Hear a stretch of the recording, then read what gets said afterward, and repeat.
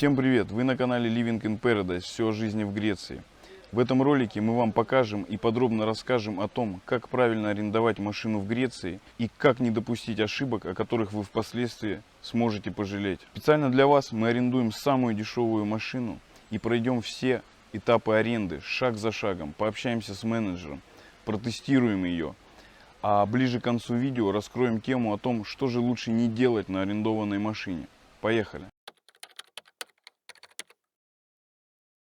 Где лучше искать машину? В интернете существует два вида сайтов. Первый – это сайты-агрегаторы, где аккумулировано множество предложений от больших и маленьких компаний.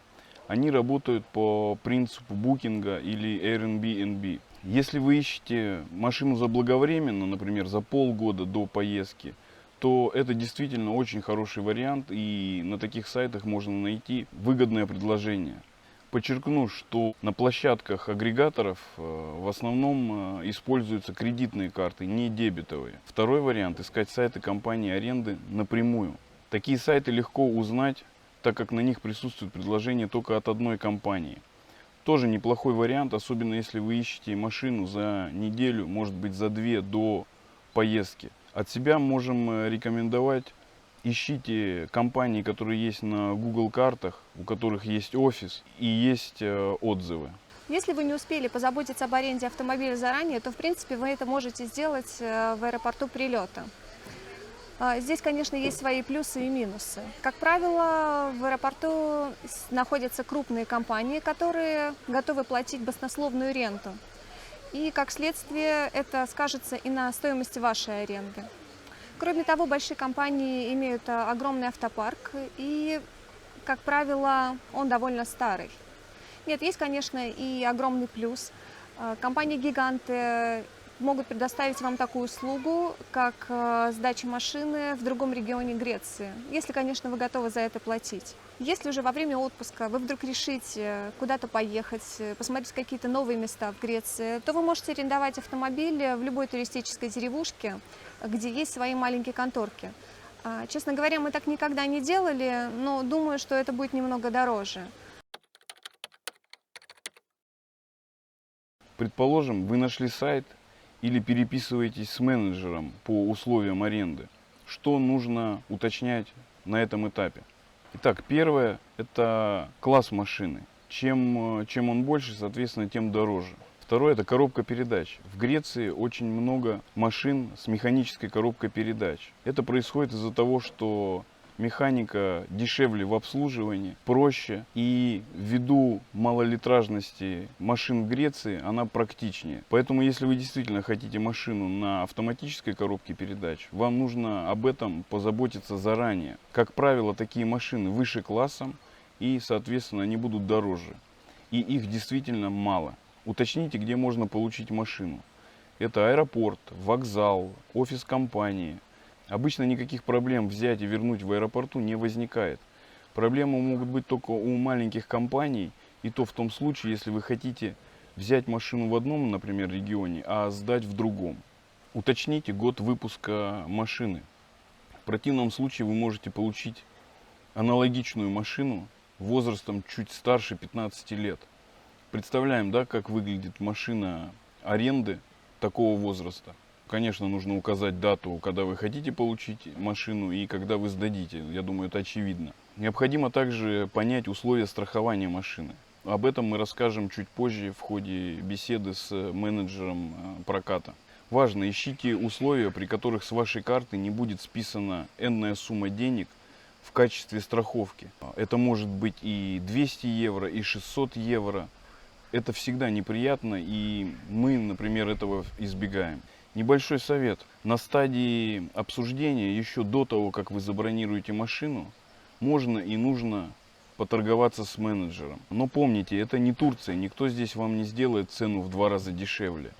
Да и греки очень гордый народ, поэтому если вы торгуете, сделайте это достаточно деликатно. Например, так: нам было бы очень приятно, если бы вы нам сделали бы небольшую скидку. Торгуйтесь.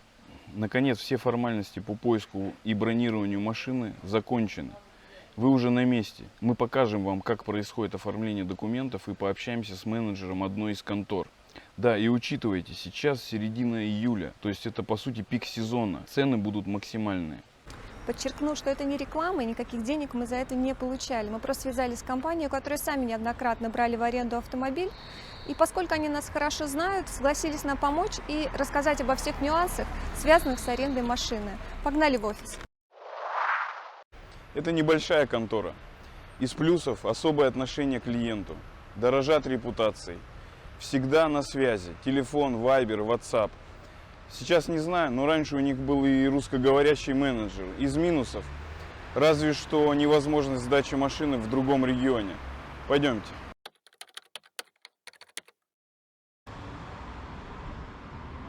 Доброе утро. Доброе, как дела? Все хорошо? Присаживайтесь. Мы хотим арендовать самую недорогую машину. Самая дешевая для этого времени выходит 50 евро за 2 дня. Это маленькая машина Fiat Panda, пятидверная, 1200 кубов, 65 лошадиных сил. Хорошо, но сначала давайте обсудим кое-какие детали. В эту цену входит страховка? В эту цену входит страховка, которая покрывает ущерб после 450 евро плюс 24% НДС. То есть, если что-то случится, вы должны будете заплатить 450 евро плюс НДС, а все, что свыше, оплачивает страховая. То есть это страховка на случай чего-то крупного. Например, если я потеряю зеркало, то я должен буду заплатить? Да, это небольшой ущерб, и платить будете вы. А если ущерб, 1000 евро? Я заплачу 450 плюс НДС, а все остальное заплатит страховка? Да, все точно. Можете что-то рассказать о других видах страхования? Вы можете приобрести другую страховку, которая покроет все виды ущерба, и вы ничего не будете платить. То есть полная страховка. Какая разница будет в цене? Если аренда авто больше недели, то стоимость выйдет примерно 4 евро в день. Что не покрывает полная страховка? Полная страховка не покрывает повреждения днища машины, колес, стекол, зеркал и антенны. А есть еще что-то? Если вы хотите, чтобы страховка покрывала все, что я перечислил, то это выйдет еще плюс 2 евро в день. То есть выходит все вместе 6 евро в день? Да, 6 евро, чтобы полностью застраховать возможные риски. Есть ли еще какие-либо страховки? Нет, вы страхуете все, непокрытым остается только внутри автомобиля. Например, если вы курите и прожгли сиденье. Салон? Да, Страховка покрывает ущерб на неасфальтированных дорогах? да, но дорога должна быть укатанной. Расскажите про водительские права. Предположим, у меня российские или украинские права. Они действуют? Вы можете арендовать машину, например, с русскими правами, которые были получены в течение последних 3 лет. В этом случае у вас не будет проблем с арендой. Они сделаны по европейскому стандарту и могут быть вписаны в договор. У меня права 2018 года, и они не отличаются от новых. Не будет у меня проблем? Нет, у вас не будет с ними проблем. Моя супруга может управлять этим автомобилем? В цену аренды наших машин включен второй водитель, так же, как и неограниченный пробег. Вы можете поехать куда хотите, и для нашей компании очень важно, что в случае, если один водитель по какой-либо причине не может вести машину, то второй сможет продолжить путешествие. Нужно ли вписывать второго водителя в договор аренды? Да, управлять автомобилем имеет право только водитель, вписанный в договор. Только в этом случае будет действовать страховка. Сейчас 10 часов. Я беру машину. Когда я ее должен вернуть? Если вы, например, берете машину в 10 часов, то должны ее вернуть примерно в это же время, в день возврата. Если вам неудобно это время, то наша компания дает вам еще 3 часа без дополнительной оплаты. Скажите, на этой машине мы можем поехать, например, в Болгарию? К сожалению, на наших машинах вы не можете выехать за пределы Греции. А в общем, при аренде автомобилей возможен выезд их за границу? Да, компании, предоставляющие такие услуги, есть, но это будет гораздо дороже. Хорошо, давайте приступим к оформлению бумаг.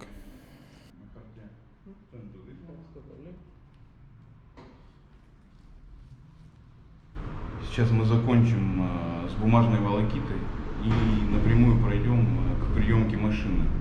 Там вам все и покажем более подробно.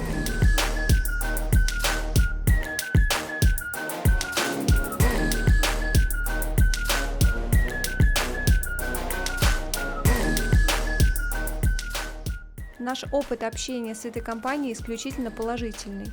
Если вдруг кому-то интересно, ссылку мы оставим в описании под видео. Значит, смотрите, что необходимо сделать. Смотрим кузов, царапины, какие-то потертости. Все отмечаем, фотографируем, все отмечаем в бумаге, которую заполняет менеджер. Смотрим обязательно салон, чтобы не было прожженных сидений, царапин в салоне и так далее. Если есть, тоже все отмечаем. Желательно все сфотографировать, чтобы у вас это было. Необходимо также смотреть на резину, не разорвана она где-то или нет, на месте ли колпачки. И антенну обязательно посмотрите, чтобы она не была ни сломана, ни оторвана, потому что антенна это тоже неотъемлемый атрибут арендной машины. Если произошла авария, что я должен делать?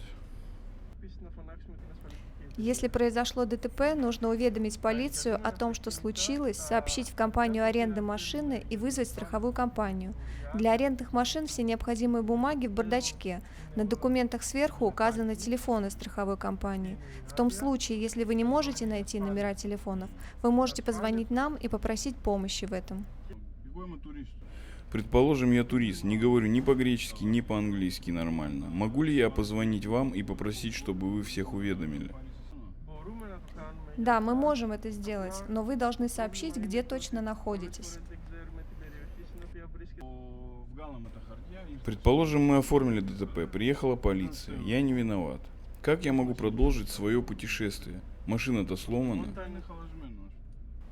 Если машина сломана и вы не можете на ней передвигаться, то компания должна предоставить вам другую машину.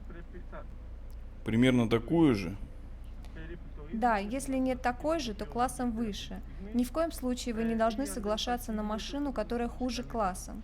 В этом случае, если это очень далеко от офиса, может потребоваться больше времени на замену автомобиля. Мы говорим про ДТП и тот случай, когда просто машина сломалась. Компания в обоих случаях должна предоставить нам другую машину. Да, даже если случилась поломка. Сколько нужно ждать машину, если это произошло далеко от вашего офиса, например, в другом городе? В течение 48 часов с того момента, как вы сообщили о том, что произошло. Все компании, в том числе и наша, Альфа Драйв, делают все возможное, чтобы лучше и быстрее решить проблемы клиента. Ребята, если вы еще до этого момента не взяли, не обменялись телефонами, сейчас самое время это сделать. На всякий случай пусть будут. Возьмите телефон у менеджера. Держите ваши ключи, все готово, бумаги здесь. Хорошего путешествия. Наконец, со всеми формальностями покончено, и мы добрались до теста этой малышки. Поехали!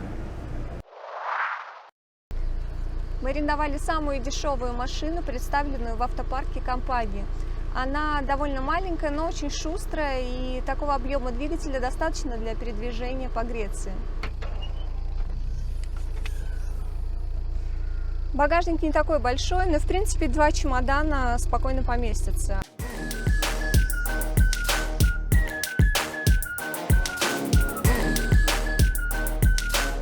Кресла довольно удобные, и места для водителя предостаточно. В машине есть все самое необходимое, кондиционер, USB. Да, она, конечно, маленькая и не подойдет для большой семьи, но если вы путешествуете вдвоем, втроем, то это отличный эконом-вариант. Мы немного проголодались, поэтому быстро перекусим и уже после вернем машину. Кстати, у нас есть отличный обзор греческой уличной еды. Ссылка будет здесь, вверху экрана.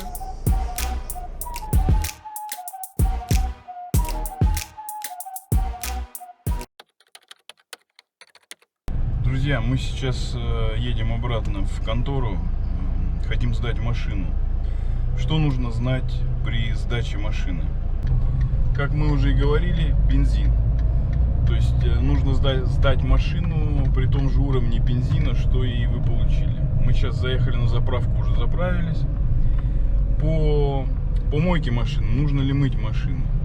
Нет, не нужно. Если обычное загрязнение, вы где-то купались, в машине чуть-чуть песок есть, чуть-чуть там, не знаю, от соленой воды какие-то небольшие пятна, ничего страшного. Это все входит в стоимость машины, никто вам слова не скажет. Единственное, что как-то даже по-человечески взять, помыть машину, если вдруг какое-то серьезное загрязнение. Ну, бог его знает, все бывает. Кого-то вытошнило в машине. Может быть, молоко там разлили, может быть, оставили, там запах плохой. Соответственно, здесь лучше заехать и сделать биологическую мойку, либо отдать ребятам там в районе 30 евро, чтобы они могли это почистить. Если вы работали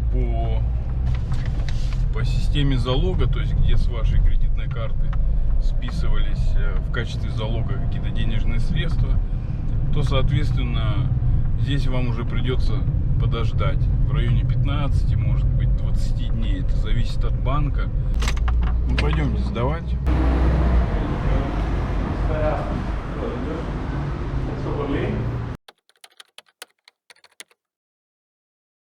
Друзья, немножко резюме по машине.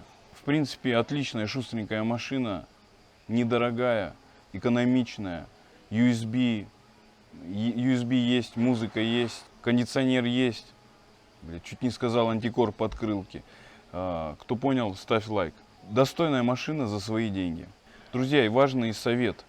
Берите как минимум полную страховку. Это вот, когда мы беседовали с менеджером, вторая страховка. Как минимум. Греки часто паркуются по характерному скрежету кузова.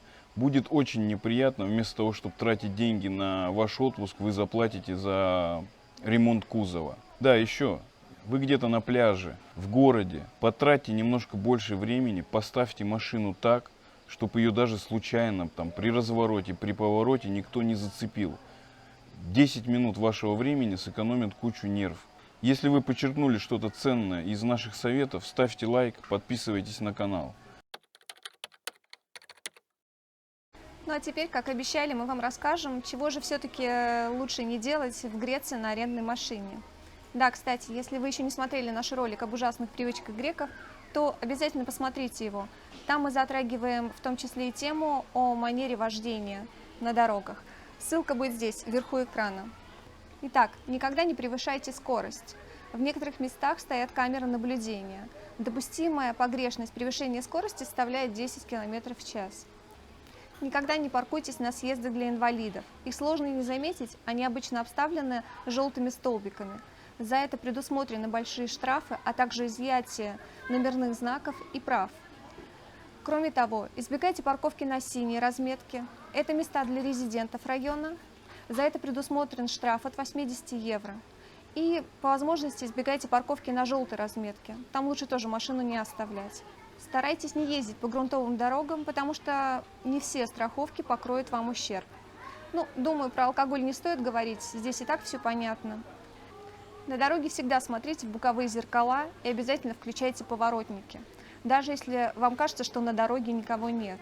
У нас очень много мотоциклистов, и даже если вы их не видите, нужно обязательно помнить, что они где-то рядом. Пожалуйста, будьте аккуратны, и, как вам скажут греки, кало таксиде. Хорошего путешествия. Пока!